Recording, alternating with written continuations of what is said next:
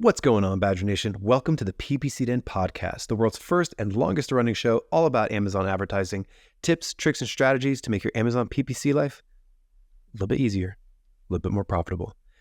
I think anytime a Amazon PPC manager and a client work together in a multi-year fashion, 2-3 years, it's quite an accomplishment. Amazon PPC managers and their clients, I think the goal of all of that is for longevity. The goal is to work together, to really get in a groove, to be on the same page, to really be pouring new energy to push things forward month after month for years. So I think it's really rare. Today we're going to be joined by two people, Adam from CFS Brands and Clement from AdBadger. They've been working together for quite some time in the multi-year component. So I wanted to use it as an opportunity to talk about 3 reasons why most Amazon marketing relationships go sour and what these guys have done to avoid it. Let's jump in. I've launched campaigns and picked keywords. I've got my bids, set placements too, and bad mistakes. I've made a few. I've had my share of wrong keywords, but I've got through. We are the PPC Den, my friends, and we'll keep up the rising to the end. You two are the PPC Den. We talk about Amazon. No time for manicures, 'cause we fix the gambits of the world.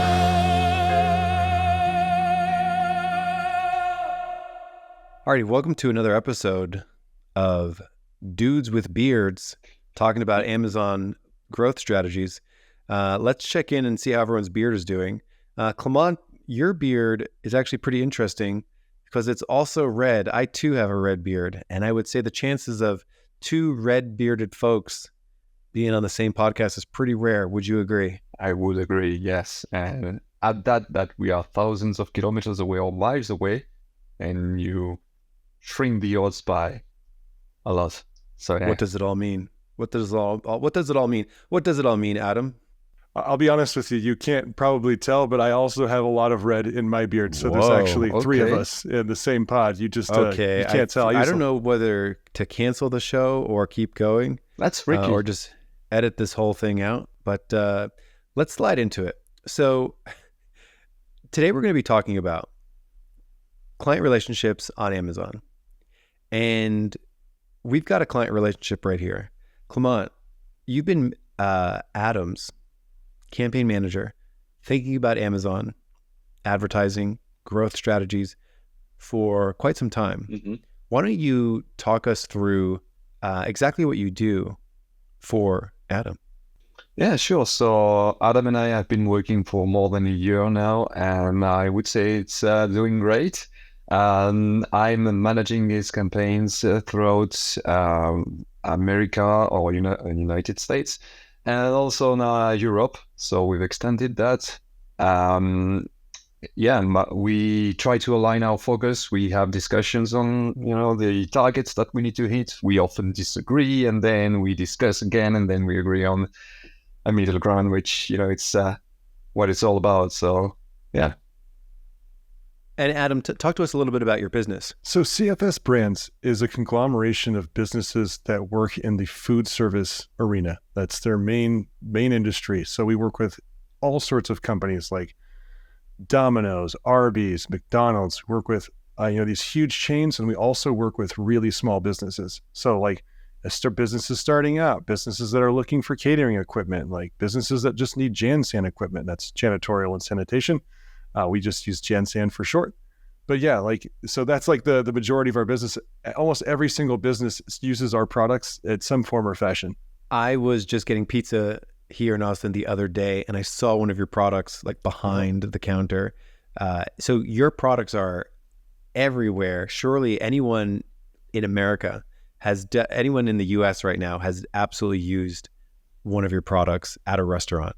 I would say with high certainty. The best part is they probably have never heard of our brand. They probably have never heard of what they use, but I guarantee like every person that works in back of house, front of house, if you've ever had a drink out of a plastic cup, it's probably come from us. Those little like red tumblers that you see at those diners and restaurants all over the United States, like we have made those, I think, for 60 or 70 years.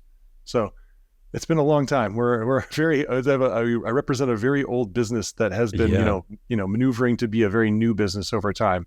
And just to help people understand, if they haven't already, the sort of the scale, how many employees work at the company?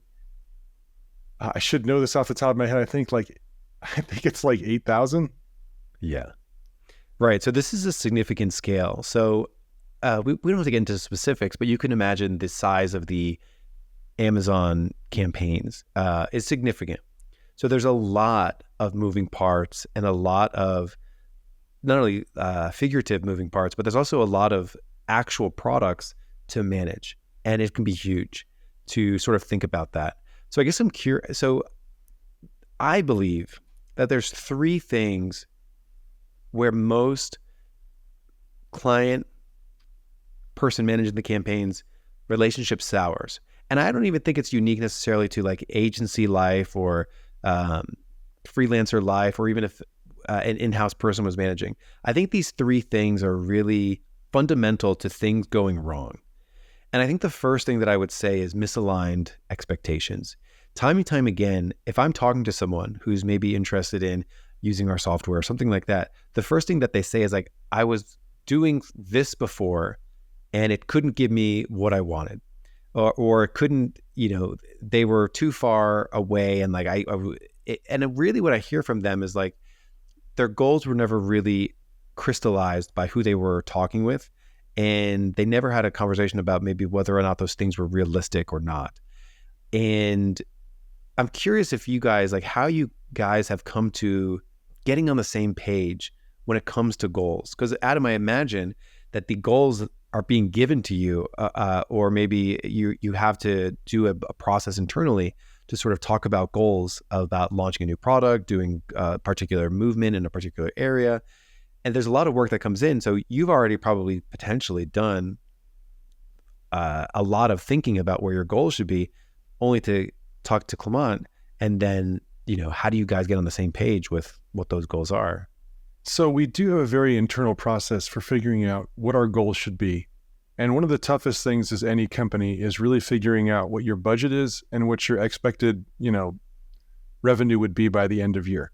And so when you have these two thoughts, you separate them into basically two buckets. You say, okay, so we have this amount of money, we want this outcome. How do we get there? And then the strategy kind of revolves around like us talking with Clement and figuring out exactly which things are doable and which things are not doable. If we think that a certain product, like specifically, let's say a new product, we think this new product will do X dollars in sales or have X units that move out of our facility, how much does that turn? How much do we need to put into the advertising campaigns in order for it to move at that amount? And sometimes it's the opposite. Like, hey, we have a new product that's coming out.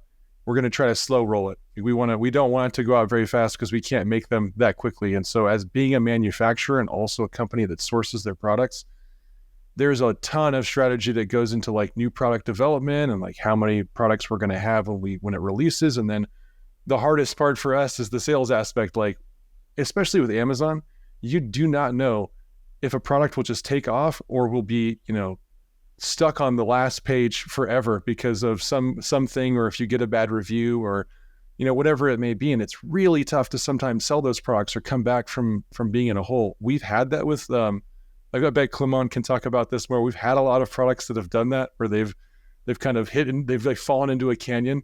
And then it's like our job to just pull them out of it like as fast as we possibly can, whether it's through money or being really strategic. One of those two things works, but it is very hard to align our goals sometimes because we're like, come on, we need this other thing. They need to move up, they need to move down, and he has to adapt to those. And I really have to give him a pat on the back for doing a really good job with dealing with us, because I feel like I know that I'm not a prima donna, but sometimes I feel like it because I'm asking like I need all these things. I need you to do all of them. I need you to do them all right now. And he's like, okay, well we can't do that all of them, but we can do these ones. Let's start there.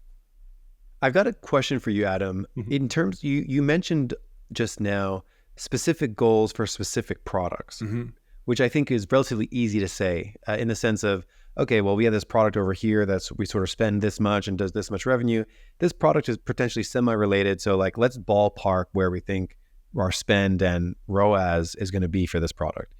But the thing I really heard was like, it almost seems like there's a little flexibility there because of what might actually happen. So to me, that's like a sign of like a really strong relationship that there's almost seems like a trust knowing that like the information you're going to get from Clement is going to be really representative of like what's possible. How do you think you guys came to that shared level of trust almost? Well, a lot of it has to do with like the size of a category. If you take a specific product and you say, okay, this does, whatever amount of search volume with these keywords, like, do we think that we can win a market share of X percentage? Like, let's just start out and say, Amazing. let's 1%. That doesn't seem like a lot, but when you're getting, 10,000 search volume a month or higher, it's like, well, it's not nothing. And if our conversion rates are high, or we're able to kind of like move our product into like a higher product page, so like we're moving up in SEO, like Amazon's liking what we're doing, we start getting good reviews, it's like you start seeing these things just skyrocket, and then it becomes like a forecasting issue where I have to take that back to my team and be like, okay, so unfortunately we sold a lot, which you usually don't hear. You usually hear like, this is a good thing, we've done a really great job and we should all be really happy, but it's like, no, we've misforecasted, we've misunderstood this because we did not know exactly what would happen. And so like when you're starting from the beginning of it and you say, all right, well, if we can get 1% market share of a product that search volume is, 10,000, it's like, well, that's not bad. You might actually get, 10 purchases, 100 purchases, whatever your conversion rate may be a lot higher than you anticipate. If you think about conversion rates from like, even from an SEO perspective, like Google will tell you that like, well, they won't tell you, but there's a lot of people out there that do a lot of, investigative research on this, but like the first product on page usually converts like a 15%. And the second product on page converts like anywhere from 5 to 8%. The third product on page converts to like 3 to 5%. So it's like, you really want to be in those top areas, but advertising has dominated that top sponsored products section. And, where it's like, hey, look, these are our top 4 products. And people normally, they just like, they really stay at that top of search a lot of times. Now, not all the time. And I'm sure you could deep dive, like, and I'm sure you have on basically, like what that does, but it's like getting a product that's brand new to a top of search, or to, just even like in the mix of a top 4 product on Amazon. It's like, if you're willing to spend the money and kind of get it there, things can happen quickly where you start seeing like sales compound on more sales. And then it's this exponential growth that goes all the way to the top, where you've had a product that either didn't sell for the last like 5 years, and then you've figured out a way to start selling it in a new way, or using the right keywords, like changing your campaigns around. And then we just see these explosions of sales that come out of nowhere. I could give you a million examples. I could give you a lot of examples. So we've had like, I think in the last 2 years, we've had, it used to be like a mile long and an inch deep. Sorry, I should say it was a mile deep and an inch wide, like with all of our products. So we had like our biggest products were driving the majority of the revenue. And now it's like we have tons of other products, like it's a mile wide and an inch deep. And we're just like, well, we've actually found a lot of value in products that we never had before. And a lot of that is due to like the type of work that Clement and myself and my team has been doing, especially Beth, who's not on the show today. But they've done Big a really bummer great about Beth not being yeah, here. me Big too. bummer. I wish that she was here. But She'll come next time. She promised. Then we wouldn't have the beard show though. The thing is that they've done a really great job in like finding value in areas that we have never sold before, never been able to find like a niche, and then we found it, and then it's like these products have exploded like $40,000, $50,000, $60,000 a year, and it's like that's out of nowhere when you have a catalog of 15,000 products. That's huge.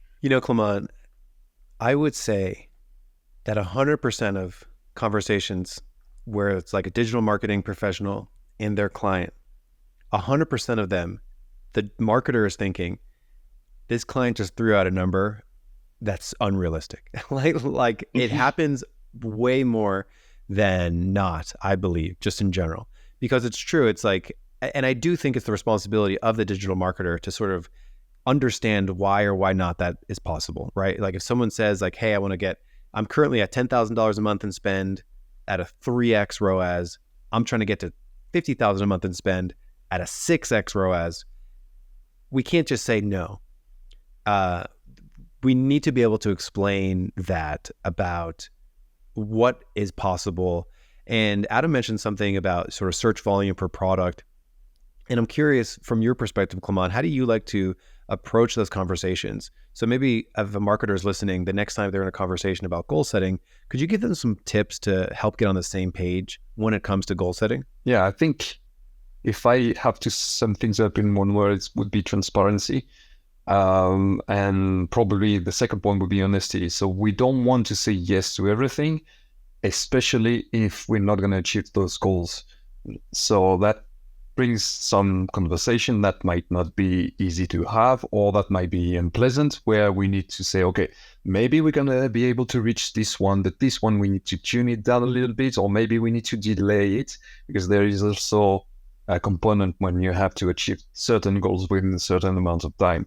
So, and I know that we had those conversations when we say, yeah, okay, I can give you that, but man, give me that back, and then we can settle on a middle ground, and then showing up and actually achieving those goals, saying, yeah, we managed to find a middle ground where both of us are happy, and we can move forward and tackle the next step of the project. Then I think that's what's important. Also, updating constantly when you say, okay, the forecast is that, but in view of the recent data point that we have, we might probably not hit our target, or we might over hit that, and then we can review our targets upward. That I think is also part of this conversation that we need to have.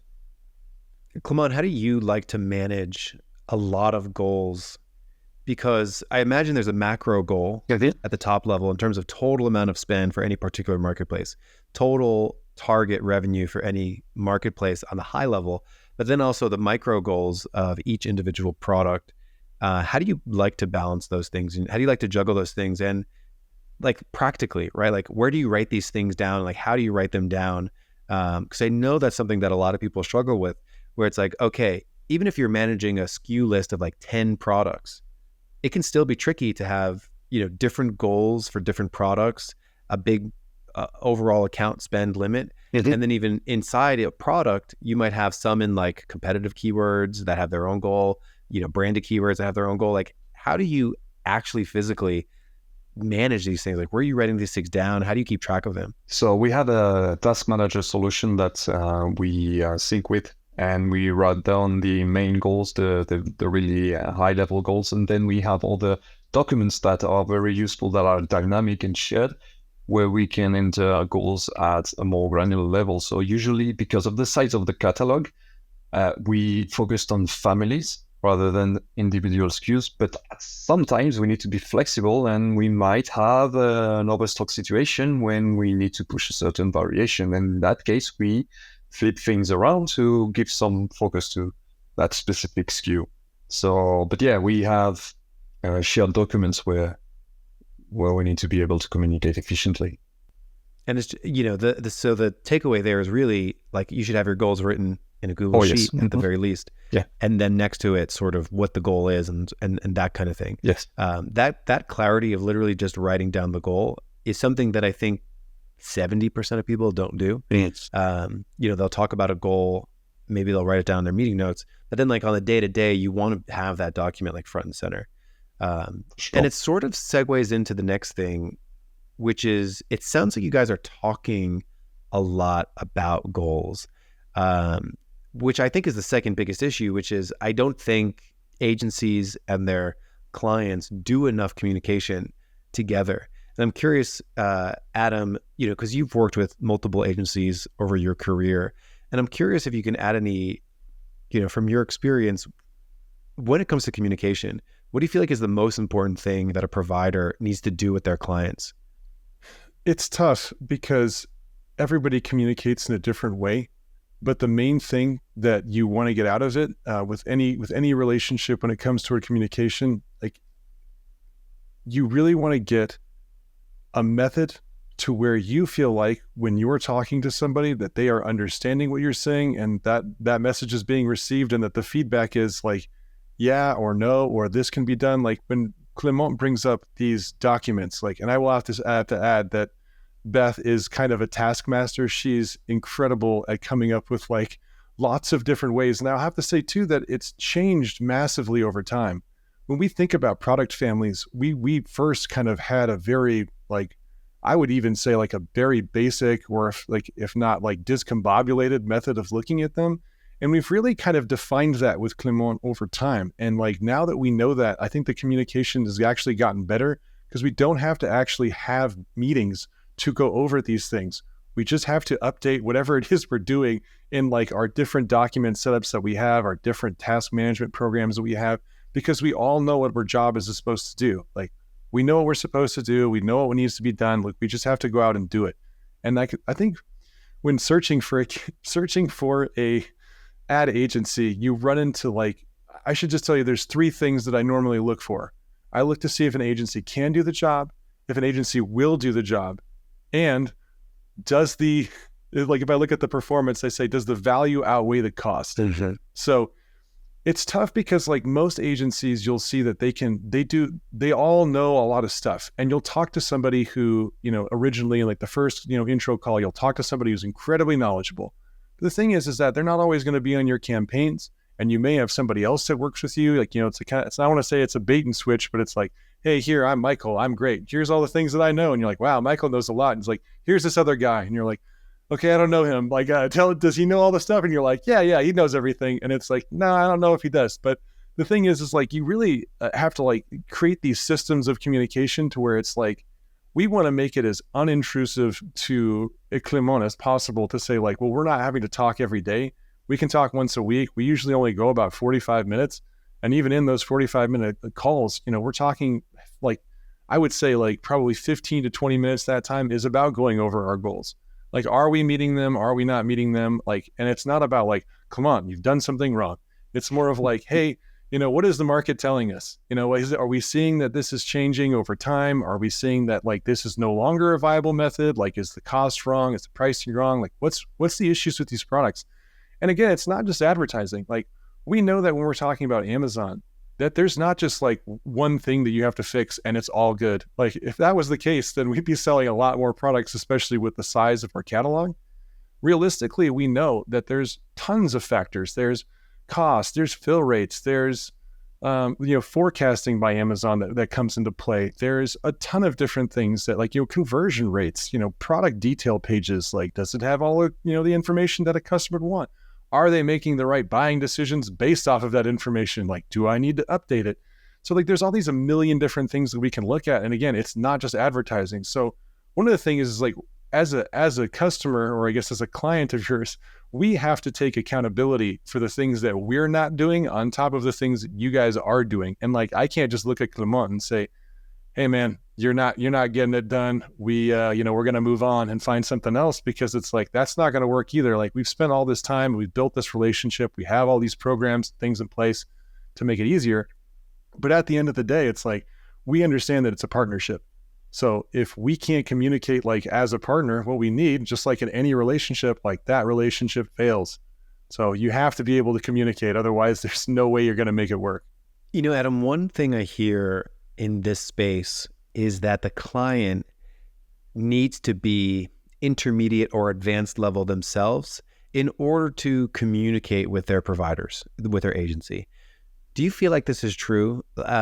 Meaning, what advice do you have for people that say, I feel inadequate, I feel like I can't manage my agency because I can't tell if what they're saying is true or not?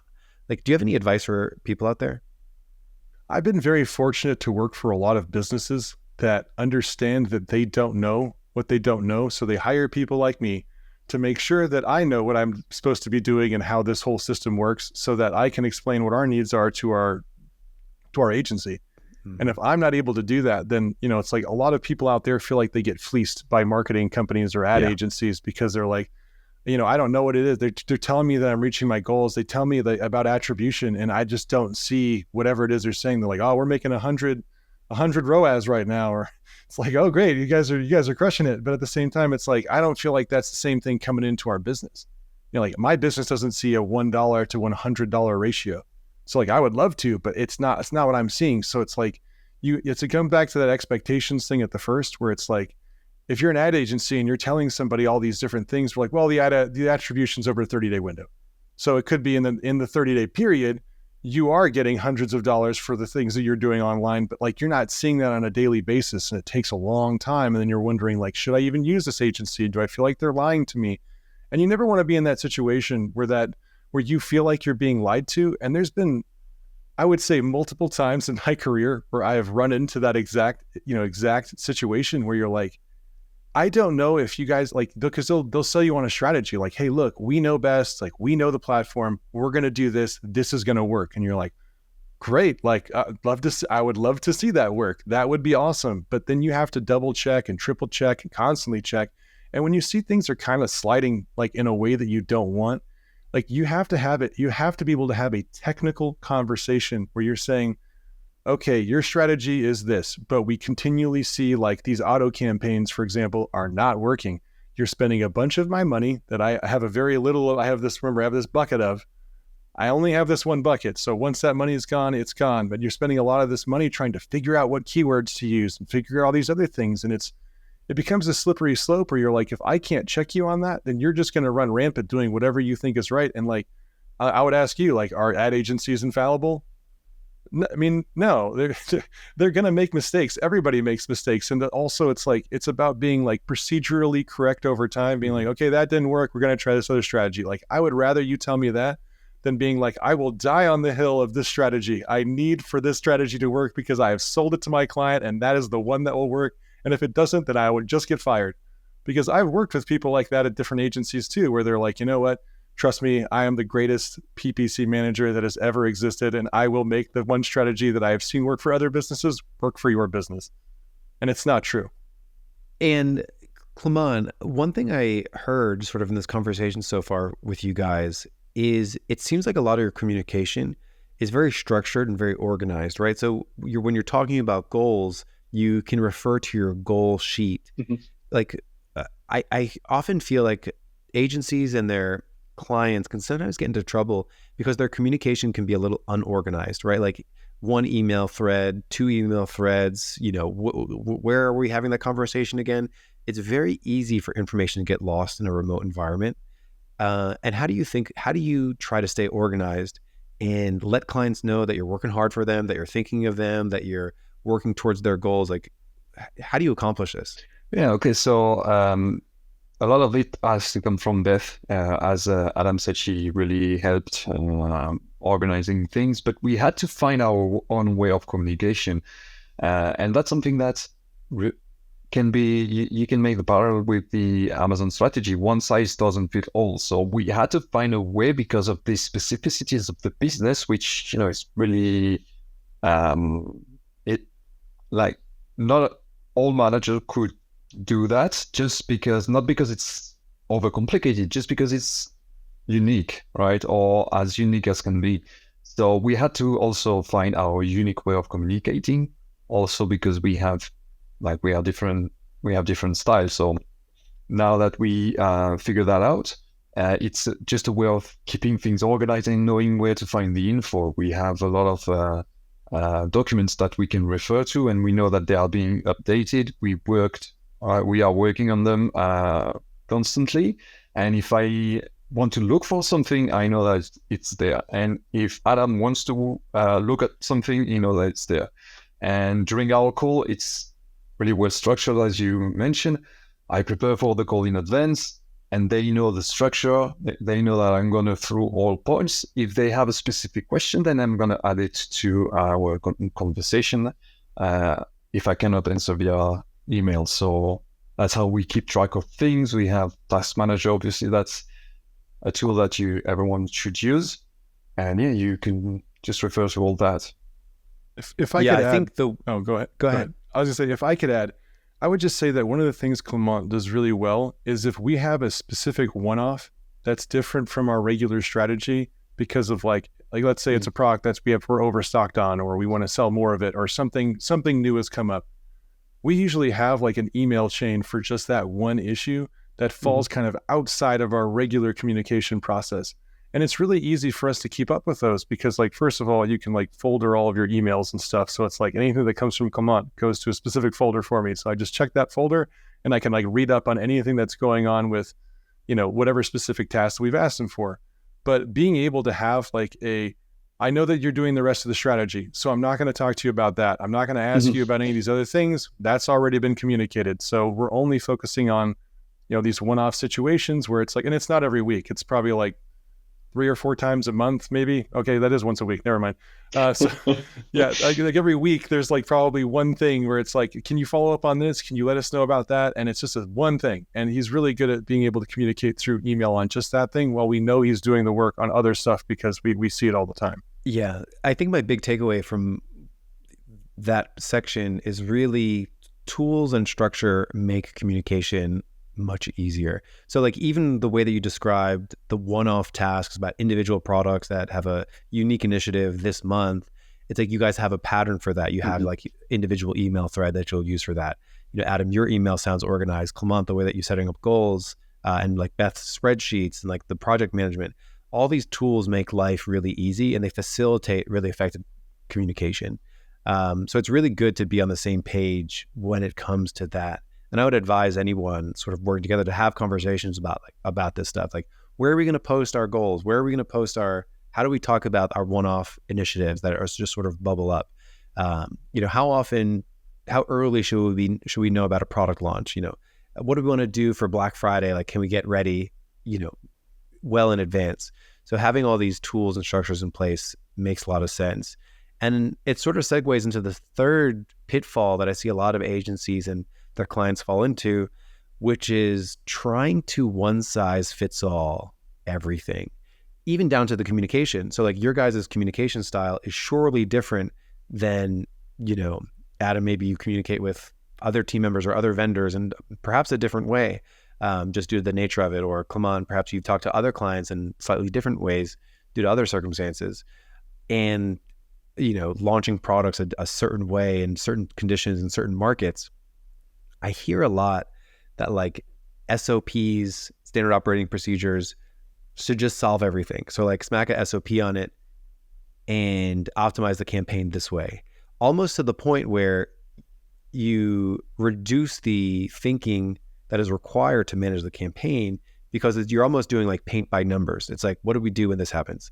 And you're just sort of following a series of steps. And it's even possible that the person doing the steps is a couple steps removed. Like maybe they're not involved in the goal planning session. Maybe they're not involved in the communication. Maybe they're not on the pulse of what's really going on in the client's mind. So they're like way down in the weeds, optimizing search terms and changing bids and managing budgets due to a process that maybe doesn't have all the insight that is really required. Clement, I know you and I go back and forth when we talk about SOPs and customization in general. Like, how do you balance that? Because truly customized bespoke service takes a lot of time and a lot of effort. Whereas if we have these sort of shortcuts, it's possible like, well, we do this action almost all the time. Like, how do you balance customization and achieving these goals and managing accounts in general versus customization versus like standardization? You're doing the exact same thing the same way every time. Yeah, I mean, for me, I see SOPs are a series of guidelines that you can move away from if you're seeing something different or if they are not working, but still you can refer to them where to just boost your efficiency, because it's not just a matter of, working hours that we cannot work that many hours with a client because we have other clients. It's also that there's not enough time in a day to just do everything, like opening every campaign, thinking about every bid, doing keyword research every day for each keywords. So you still need to get organized. And that comes down to what we mentioned, because I'm not doing the work alone. I also have Moreno to thank for it. And we need to stay organized on that. So we refer to SOPs, we for specific goals, we put them into different kinds of buckets, and then we take different actions based on what we want to achieve. And then we refer to that back and see if we achieve those goals of the desired action, the actions that have the desired effects. Clement, if I were to sit over your shoulder and Marina's shoulder and write down every single action and the way that you do it for Adam versus what you would do for another client, what % overlap do you think there'd be? Like, how similar are the actions? Like, what do you think your degree of customization is? Overall, like in general,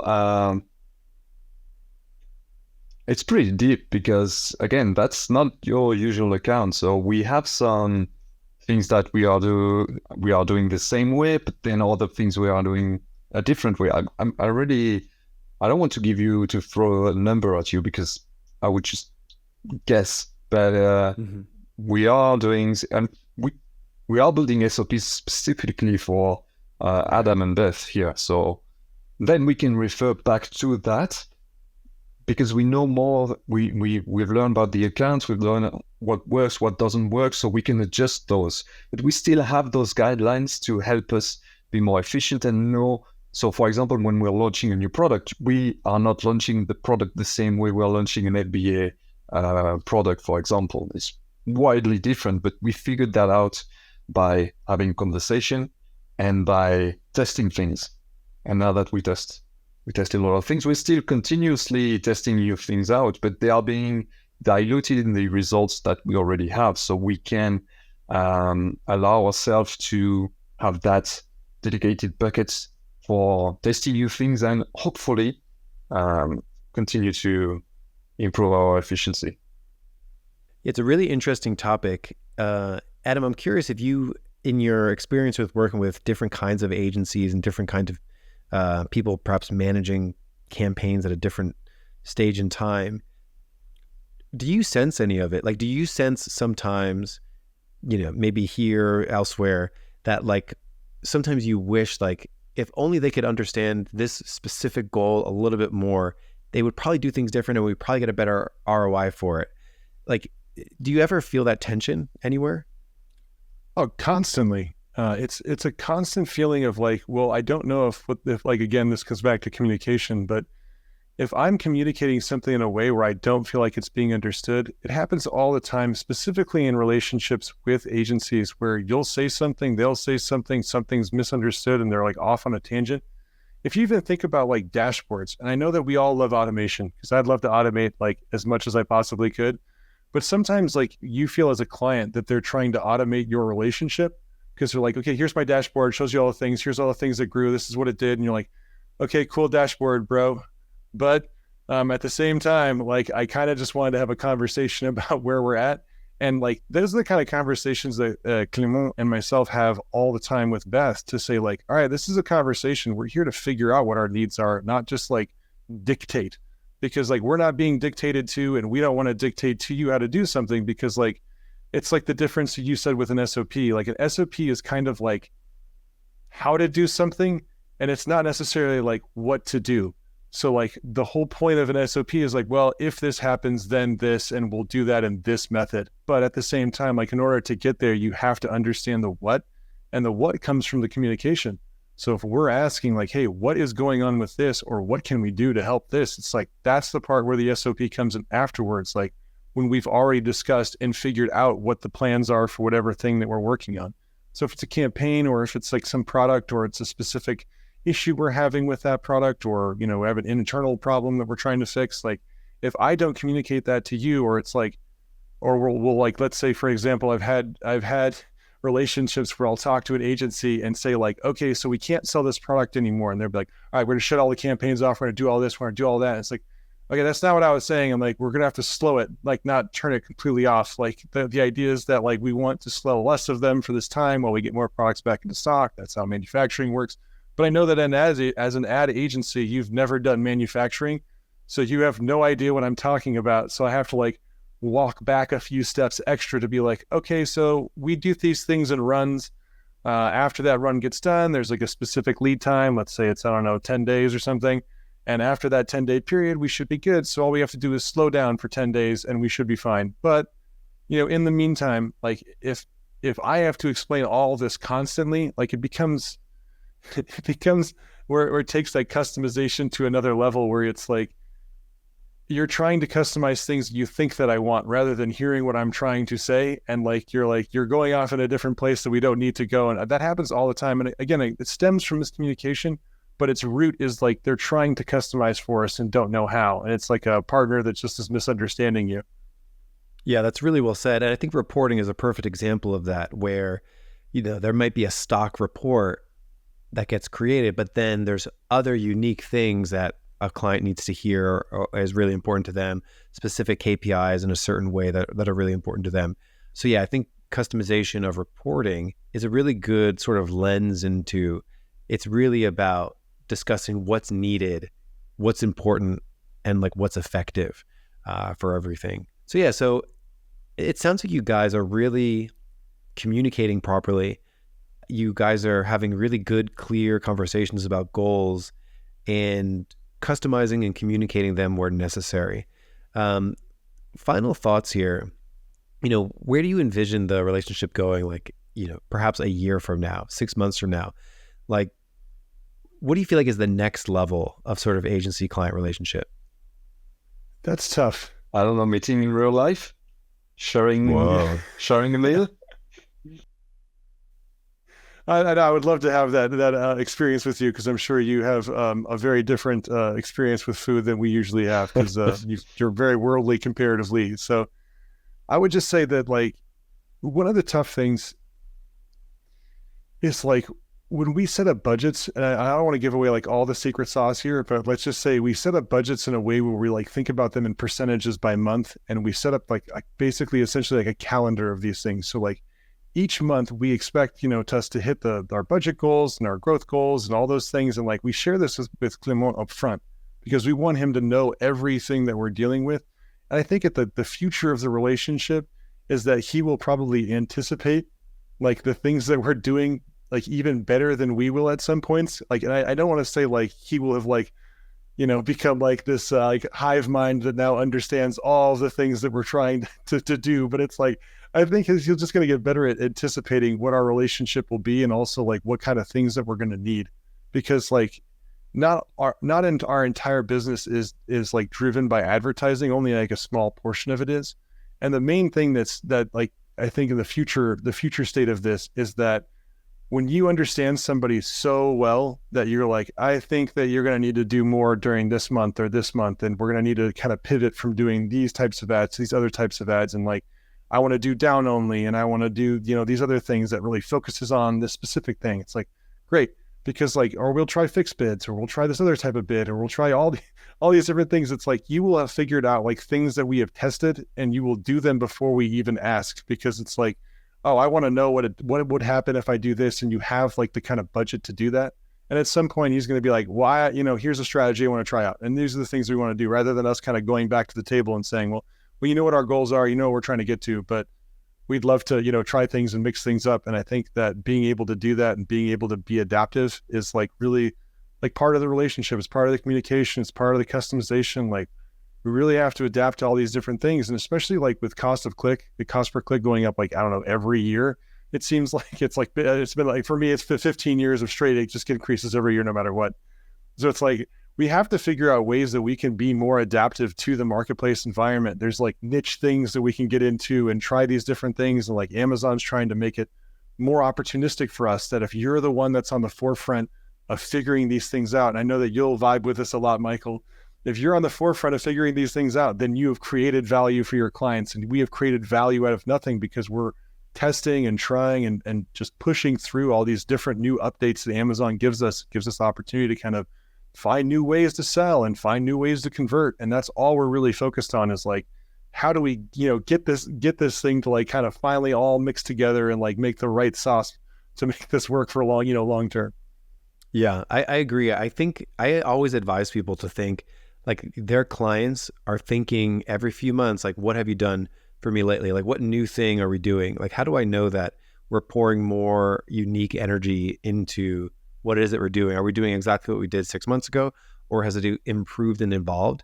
And I do always advise people, like, let your clients know like how hard you're thinking about what's going on, and like how you'd like to improve and advance the strategy over time. So I think those things are really key for any relationship. Adam, thanks so much for coming back on the show. It's a pleasure. I'm so glad to be here. Yes. And Clement, thanks for staying up a little late. I know it's the evening time in Europe, although you probably eat dinner at 11 p.m. Yeah, that's Spain for you. Yes, that's right. Thanks so much, everyone, for listening in. I'll see you next week here on the PPC Den podcast.